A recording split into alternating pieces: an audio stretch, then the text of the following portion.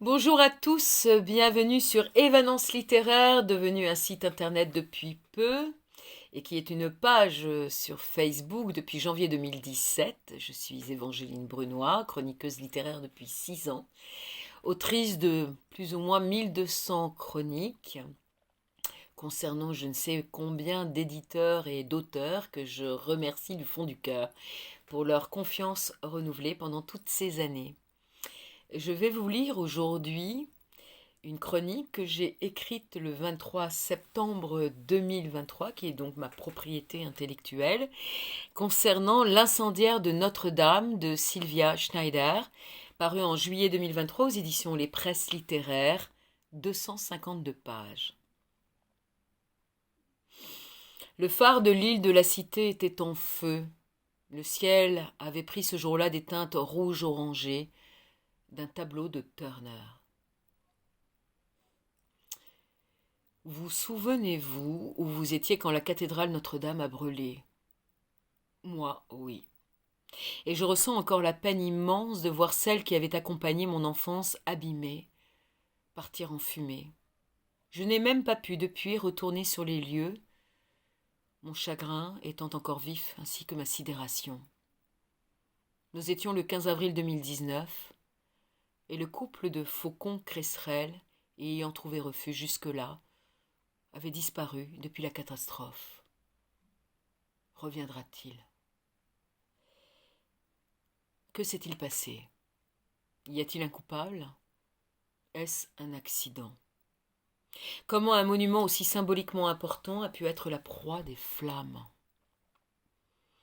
C'est à partir de ce postulat que Sylvia Schneider imagine la trame de son nouveau thriller digne des meilleurs Dan Brown, nous remettant en mémoire certaines croyances ancestrales entourant ce lieu de culte de mystère et certains événements ayant jalonné son histoire. Nous retrouvons le journaliste André, après ses aventures chez les Aztèques, lire Il nourrissait le soleil, revenu dans la capitale célibataire et nostalgique de son histoire d'amour avec la belle Alice. La page est difficile à tourner. Mais très rapidement, les événements se précipitent. Notre-Dame s'efface, noyée dans la fumée de l'incendie, et le monde semble basculer, comme annoncé par Victor Hugo. Notre-Dame est aujourd'hui déserte, inanimée, morte. On sent qu'il y a quelque chose de disparu. Ce corps immense est vide. C'est un squelette. L'esprit l'a quitté, on en voit la place. Et voilà tout. Ainsi, l'auteur de tant de romans inégalables ponctue ce texte très contemporain sous forme d'extraits de ses œuvres, nous rappelant que l'histoire avec un grand H n'est qu'un éternel recommencement, que rien n'est immuable. Comme si ce drame n'était pas suffisant, une série de crimes frappe l'île de France. Les victimes sont toutes liées aux monuments historiques, à des lieux de culte, toutes issues du même corps de métier. 7 morts. Le chiffre 7 revenant comme un leitmotiv entêtant tout au long de l'enquête que mèneront conjointement André et son ami Raphaël de la police judiciaire. L'érudition du premier et l'expérience du terrain du second seront-elles suffisantes pour résoudre les énigmes que laisse derrière lui sous forme de textes mystérieux le serial killer? Celui-ci monte en puissance, ce temps presse.